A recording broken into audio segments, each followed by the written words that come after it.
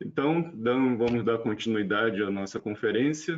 Depois dessa palestra excelente do Mário, fica até difícil competir, mas agora a gente vai começar a sessão de trabalhos com o trabalho do Jorge Virgílio, Metamateriais em 2020 e perspectiva para 2030.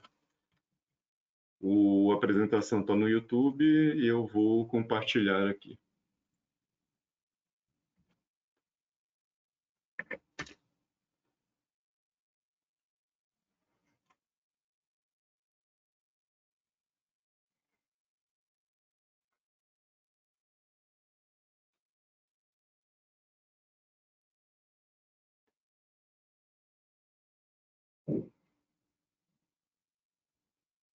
O Jorge Virgílio está acompanhando aqui a nossa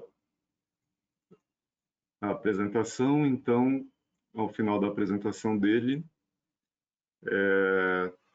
podem ser feitas perguntas diretamente para ele. Olá, boa tarde a todos. Meu nome é Jorge Virgílio de Almeida, eu sou doutorando na Pontifícia Universidade Católica do Rio de Janeiro.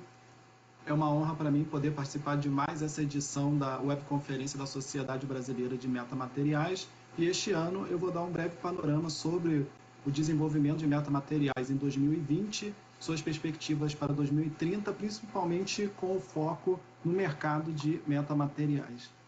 Então, começando pela estratégia de negócio, assim como nós tínhamos falado no ano anterior, a principal estratégia de negócio tem sido o lançamento de produtos inspirados em metamateriais.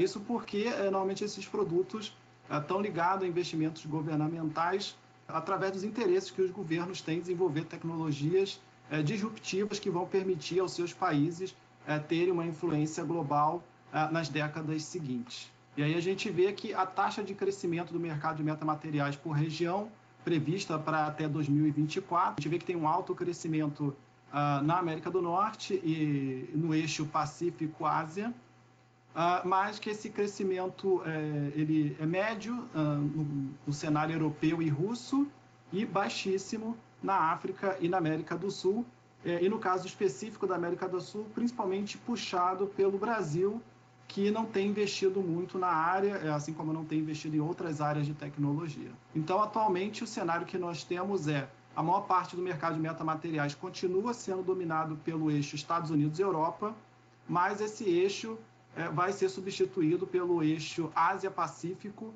a partir de 2024, principalmente porque a Europa está diminuindo os seus investimentos nessa área.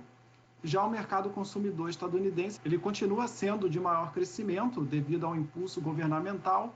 No entanto, o mercado consumidor asiático também tomará a liderança dos Estados Unidos nos próximos anos, porque houve um grande crescimento recente nos gastos de defesa da China, que já passaram da ordem de 175 bilhões de dólares, é o segundo maior gasto em defesa do planeta, só perde para o próprio Estados Unidos, mas também um crescimento de gastos em defesa ligado à Índia, Coreia do Sul, Paquistão e Japão. E como esses mesmos esforços em defesa não estão sendo feitos na Europa, há um decrescimento na Europa que puxa o eixo Estados Unidos e Europa para baixo. Bom, a maior parte das patentes de metamateriais segue sendo no setor de antenas, e cujo principal mercado consumidor é a própria China. E aí, fora do eixo América do Norte e Ásia, né, fora dessa parte do hemisfério norte do planeta, o crescimento pela demanda em metamateriais é forte na América Latina, mas a gente continua principalmente como consumidores dessa tecnologia, né, visto que, como eu mostrei no gráfico anterior, há um decrescimento, ou, na verdade, não há um fortalecimento dos investimentos em metamaterial, principalmente porque esses investimentos são puxados por ações governamentais. E aí, quando a gente passa para as oportunidades de mercado, de acordo com um relatório que foi publicado pela Lux Research, até 2030 o mercado de metamateriais deve movimentar cerca de 11 bilhões de dólares no mundo. E aí a gente vê que é um cenário parecido com o que a gente tem atualmente, onde o mercado de metamateriais é dominado por tecnologias ligadas a comunicações, antenas, coisas para smartphone, mas a gente vê um crescimento grande em sensores, que foi algo que eu falei ano passado, que o segmento de sensores teria um forte crescimento. E, atualmente, a projeção é que até 2025 esse mercado salte dos atuais quase $1 bilhão para próximo de 4.500 bilhões de dólares ali em 2025, passando a casa dos 10 bilhões após 2030. E aí a gente vê 4 escopos de mercado se fortalecendo nessa década de 2020, que são de dispositivos médicos, energia, eletrônicos de consumo e veículos elétricos, com uma larga vantagem para os eletrônicos de consumo, cujo mercado já ultrapassa aí 3 trilhões, né? Mas a gente vê que a parte médica está chegando aí em torno de meio trilhão por volta de 2022, e que também há um crescimento expressivo dos veículos elétricos. E no caso do mercado de energia, que é o menorzinho aqui, as pesquisas em metamateriais se concentram principalmente em melhorar a taxa de conversão das células fotovoltaicas. É um mercado em expansão, mas ele é menos significativo do que os outros 3. E aí agora eu vou passar para um exemplo que eu acho seminal do desenvolvimento de tecnologias baseadas em metamaterial e no desenvolvimento do mercado e da indústria de metamateriais, que é o caso da Metamaterials Incorporation, Meta Inc., que é uma empresa que foi criada aqui no Canadá, né? Eu estou falando diretamente de Montreal. Essa empresa foi criada numa outra província, na Nova Escócia, mas ela tem muita parceria com o governo dos Estados Unidos, e a gente vê aqui, né, o nome das universidades, dos institutos de pesquisa e das empresas que estão envolvidas. Existem mais algumas, como a Samsung, por exemplo, que não estão nessa lista, e devido a essa parceria, esse entrosamento entre os pesquisadores e as empresas, e o forte aporte financeiro do governo, principalmente do governo dos Estados Unidos e também do governo canadense, muitas coisas têm surgido na Meta Inc. E uma das principais tecnologias que eles desenvolveram, que vai ter um grande impacto, principalmente na área de sensores, são os materiais condutores transparentes artificiais baseados em metamateriais, né? Então, eles desenvolveram essa tecnologia que eles chamam de NanoWeb, e o objetivo dela é substituir a tecnologia de nanofios de prata e nanofios feitos de óxido de estanho de índio, por 2 motivos. O primeiro é que essa tecnologia ela é muito mais eficiente. Essa tecnologia da NanoWeb, né, a gente vê que ela tem uma taxa de transmissão muito alta, uma condutividade muito alta, e o material que se obtém, que parece vidro, mas na verdade é uma liga metálica, ele, além de ser condutor, é praticamente invisível aos olhos, não sofre de embaciamento, não fica turvo devido a mudanças de temperatura. Ele pode ser fabricado em sequência para cobrir grandes superfícies, e ele é principalmente muito mais barato que os anteriores. Como os anteriores usam terras raras, e esse material é um material artificial usando metais comuns, o custo de fabricação dele é muito menor. Mas aí os 2 produtos principais em que esse material está sendo aplicado é na criação de sensores, por exemplo, telas de smartphone, e antenas invisíveis, antenas que você poderia colocar, por exemplo, na superfície de um carro, na superfície de um prédio, ou na própria superfície do seu smartphone, de forma a melhorar a recepção. Então aqui a gente vê 2 exemplos de sensores e de uma antena que foram desenvolvendo aos anos essa tecnologia. A gente vê que a antena desenvolvida pela Meta Inc., ela, além de ser invisível, né, praticamente invisível, ela também consegue cobrir uma banda bastante grande, aqui, de 5 GHz até 25 GHz. E a principal patrocinadora dessa pesquisa, principalmente ligado a telas touch baseado nesses materiais condutores transparentes, é a Samsung, a principal empresa que está por trás dessas pesquisas da Meta Inc. Mas esse mercado de condutores transparentes, que deve atingir 14 bilhões por volta de 2025, também pretende explorar, por exemplo, células fotovoltaicas, como eu falei, usar películas transparentes baseadas em metamateriais para melhorar a taxa de conversão desses equipamentos,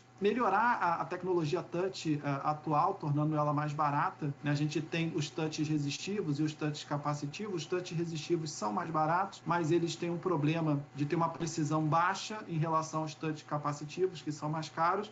Esse sensor touch baseado em materiais condutores transparentes poderia ser um meio termo em ter uma eficiência mais próxima do touch capacitivo, mas com um preço mais próximo do touch resistivo. Então, todas essas alternativas estão dentro dessa tecnologia NanoWeb, que é uma tecnologia patenteada. Essa tecnologia, além de ter todas essas vantagens que eu citei, de ser mais eficiente do que os métodos tradicionais, ela também é capaz de reduzir 90% do gasto energético da fabricação do centímetro quadrado desses condutores transparentes. Então, consome menos água, ela consome menos tempo de máquina, Então, além de todo esse apelo da eficiência, você também tem um apelo de que você está contribuindo para o meio ambiente. E por ser uma tecnologia inspirada em metamaterial, não precisa usar metais caros, como o índio, ele pode usar metais comuns para a fabricação dos seus condutores transparentes. E isso é uma coisa muito importante nesse contexto que nós estamos vivendo de uma Segunda Guerra Fria entre Estados Unidos e China, porque diminui a dependência do mundo dito ocidental do uso de terras raras, cujo mercado é monopolizado pela China. Lembrando que 97% das jazidas de terras raras do planeta estão na Ásia e que a China controla cerca de 87% do mercado. Então, para os Estados Unidos, por exemplo, que é o principal concorrente da China, é interessante depender cada vez menos de terras raras, e a principal forma de você substituir as terras raras é você utilizar metamateriais. Esse é um grande segmento também para metamateriais. Dentro dessa empresa, a Meta Incorporation, ele já tem 3 equipamentos principais, além da tecnologia NanoWeb, que é o RedWise, GlycoWise e o MammoWise, que são 3 equipamentos médicos e cujo objetivo é tornar os exames mais baratos. Então, nesses 3 equipamentos, começando da esquerda para a direita, a gente vê que você tem um sistema de imageamento baseado em campo magnético, que utiliza um filme de metamaterial para melhorar tanto o tempo de aquisição da imagem quanto a resolução da imagem final. O segundo produto, o GlycoWise, ele usa uma tecnologia baseada em ondas milimétricas, que são também auxiliadas por um filme de metamaterial para medir a glicose sem você precisar espetar o dedo. E o MammoWise, que o objetivo é principalmente diagnosticar de forma mais precoce o câncer de mama. Então, você usa também ondas radiadas que são focalizadas com o uso de lentes de metamaterial com o objetivo de achar esses nódulos ainda em estágios muito pouco avançados, menores do que os médicos conseguem hoje em dia. Então, tudo isso você vê que tem um crescimento em termos de mercado grande, principalmente no mercado voltado para a medição de glicose. E esses aparelhos estão em fase experimental, eles ainda estão sendo testados para saber o quão precisos eles são nessas medições, mas é um caminho a ser seguido e, com certeza, é uma área onde o mercado de metamateriais vai crescer muito. Então, para concluir essa apresentação, como eu falei, é uma apresentação rápida, porque eu só tenho 12 minutos, mas era só para dar uma ideia geral. O mercado de tecnologia baseado em metamateriais, ele continua a ser dominado pelo setor de comunicações. No entanto, o mercado de sensoriamento ele segue expansão por 2 motivos. O primeiro, devido à necessidade de se criar novas tecnologias de touch, e também devido ao crescimento do setor medtech, principalmente nessa época de pandemia, em que se mostrou necessário você ter cada vez mais serviços universais de saúde, e acredito que a pandemia provavelmente vai impulsionar muito esse setor. Como eu falei, os principais players do mercado internacional são fortemente impulsionados por ações governamentais. Então, os Estados Unidos, a China, a própria Coreia do Sul, eles são países que estão crescendo nesse mercado de metamateriais muito porque existe uma ação de seus governos nesse sentido, pensando em como o mundo vai estar organizado daqui há 20, 30 anos. Trazendo um pouco para o nosso cenário brasileiro, a menos que o governo brasileiro crie uma política de desenvolvimento voltada para o mercado de metamateriais, a tendência é que o Brasil se consolide apenas como consumidor dessas tecnologias por volta de 2030. E aí eu quero mostrar novamente esse gráfico. Se vocês olharem para a direita, vocês vão ver que existe uma escala de consolidação de um determinado mercado. Então a gente vê que no início ele é muito fragmentado e tem alta competitividade e muita gente pode participar dele, mas que com o tempo, conforme essa tecnologia vai se consolidando, o número de players vai diminuindo até que você vai ter uma consolidação do mercado dominado por 1 a 5 players. E é o que se espera que aconteça com os metamateriais por volta da década de 2030. Então, o Brasil, no estado atual de desenvolvimento e sem ações governamentais claras, tende a se consolidar como apenas mais um consumidor dessas tecnologias e ficar de fora de boa parte da cadeia produtiva global, que vai estar em grande parte associada à tecnologia de trabalho remoto, sensoriamento remoto, etc. E muitas dessas coisas vão estar ligados a metamateriais. Então, mais uma vez, a gente vai repetir o erro de sermos apenas consumidores. E o tempo para que a gente mudasse esse cenário, ele é curto e depende muito do que vai acontecer nessa década. Então, no cenário atual, nós não temos uma perspectiva muito boa para o Brasil e para os demais países da América Latina. Então, Eu agradeço a vocês pela atenção. Se vocês tiverem alguma dúvida, quiserem discutir algum ponto da apresentação, eu ficarei feliz em responder as perguntas de vocês. Obrigado.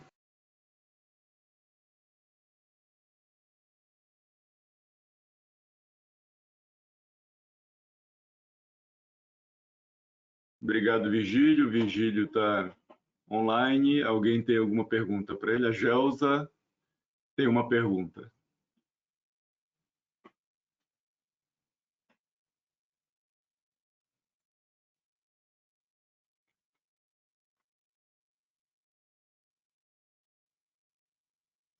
Eu não estou ouvindo alguém. Vocês estão me ouvindo? Não, eu estou ouvindo você, mas não ouvi a pergunta da Gelsa.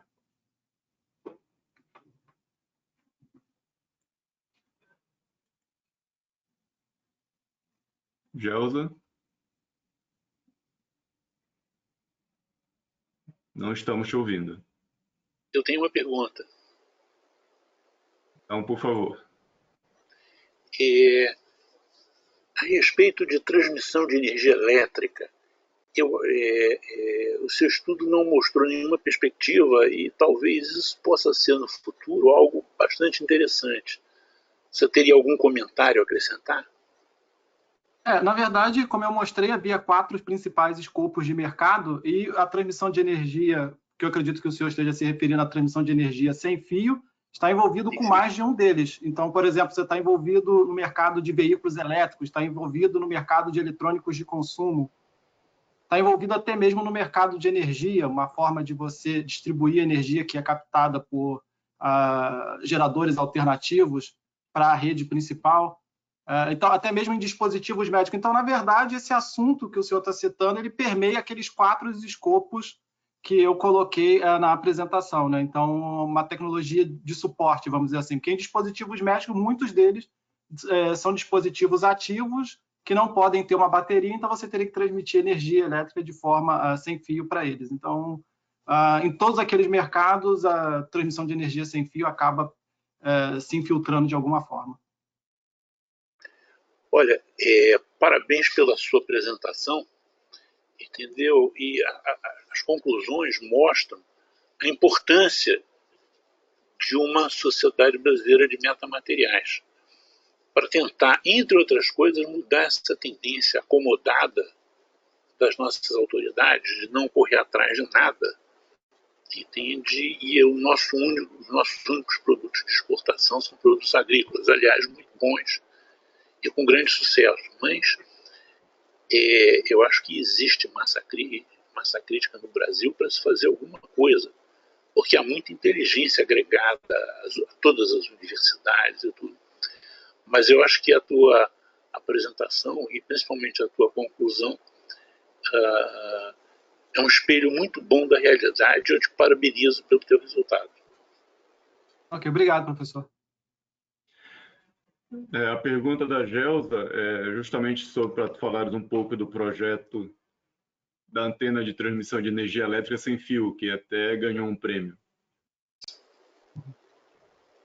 Sim, como eu citei respondendo a pergunta do professor Marbey, a transmissão de energia elétrica sem fio ela acaba permeando toda essa cadeia, né, de geração de valor dos metamateriais, porque ela se insere como uma tecnologia de base para muitas aplicações, em logística, em defesa, e uma série de outras coisas, né? Não dá nem para pensar aqui. Por exemplo, agora, nesse momento que nós estamos falando, nós já temos uma empresa na Nova Zelândia que está instalando sistemas de transmissão de energia sem fio para atender hospitais locais em casos de quedas de energia. Então, já é uma coisa que está acontecendo. Esses sistemas de transmissão de energia sem fio, muitos deles são baseados em acoplamento magnético, por exemplo, o acoplamento elétrico, devido a questões de segurança. E a única forma que você tem de melhorar a eficiência de um acoplamento magnético é você utilizar lentes de metamaterial que consigam focalizar, vamos dizer assim, entre aspas, o conceito correto não seria de focalizar, mas algo como focalizar o campo próximo magnético ou o campo próximo elétrico em outros contextos onde você usa o campo elétrico para fazer isso. Então, acho que isso responde a pergunta da Gelsa, né? Porque eu trabalhei muito tempo nessa área e continuo fazendo meu doutorado no Brasil ligado a transmissão de energia sem fio, mas agora num contexto marítimo. Então, é isso. Como eu disse, é uma tecnologia de base, então ela vai acabar permeando vários desses mercados, né? Mas como o foco era o mercado em si, eu não entrei muito nesses detalhes. Ótimo. Comentário do Guilherme Lopes. Parabéns pela apresentação, Virgílio. Muito interessante esse levantamento de mercado da tecnologia que estudamos. Uma pena ver que, mais uma vez, a tendência é não sermos grandes desenvolvedores e sim consumidores. Bom, essa é uma realidade que nossa sociedade está tentando modificar. A Gelzera pergunta do Francisco. Qual movimentação a sociedade poderia realizar para estimular o desenvolvimento da pesquisa de metamateriais? Continuando, estimular a participação do governo no desenvolvimento da pesquisa de metamateriais. Bom, Francisco, eu acho que... quer Pode falar. Fala. O nosso papel como sociedade é justamente juntar esses cérebros que estão mais ou menos trabalhando individualmente ou em grupos pequenos, de forma a ter uma massa crítica, mostrar que aqui dentro do Brasil a gente consegue desenvolver essa tecnologia. Dessa forma, a gente acaba chamando a atenção do governo para tentar ter algum tipo de política que nos ajude. Não é um trabalho simples, vai depender muito do que o governo está pensando, desse governo, do próximo governo, seja o governo que for, seja o governo municipal, estadual, federal, mas o nosso trabalho como sociedade é tentar alavancar essa tecnologia aqui e mostrar que o Brasil tem potencial para desenvolver e ser líder nessa tecnologia. Quer completar alguma coisa, Virgílio? Só queria complementar, Alexandre, concordo com tudo isso que você falou, mas só complementando o que você disse, quando nós discutimos a criação dessa sociedade, mas também discutindo outros problemas que não só metamateriais, o problema da tecnologia em geral no Brasil, mas focando na questão de metamateriais, uma das coisas que a gente discutiu desde as nossas primeiras conversas é que nós temos pessoas muito boas, realizando trabalhos muito bons, mas são esforços muito dispersos. Então, falta, na verdade, para o Brasil, planos mais claros para que haja iniciativas coletivas, e que essas iniciativas coletivas elas se complementem e não sejam apenas curiosidades que as pessoas conseguem publicar em uma revista ou outra, por melhor que sejam essas publicações, mas esforços que, ao longo do tempo, vão se juntando para formar algo mais grandioso, vamos dizer assim, né? E que coloque, de fato, o Brasil como protagonista tecnológico no mundo e não apenas um país que tem pessoas muito boas, mas que essas pessoas muito boas estão trabalhando cada uma nos seus quadrados, então a gente não consegue fazer nada grande enquanto nação. Então, acho que o papel fundamental da Sociedade Brasileira de Metamateriais é contribuir para como a gente consegue reunir todas essas pessoas num esforço comum para atingir um desenvolvimento nacional baseado no desenvolvimento de tecnologia. Isso mesmo. Bom, obrigado, Virgílio. Eu acho que não tem mais perguntas. Agradeço a você pela oportunidade. Se tiver mais perguntas para o Virgílio, pode entrar em contato com a gente. O Virgílio é um dos sócios fundadores da sociedade, então pode mandar um e-mail para a nossa sociedade que vai chegar nele. Porque na apresentação, no final, não viu o e-mail dele.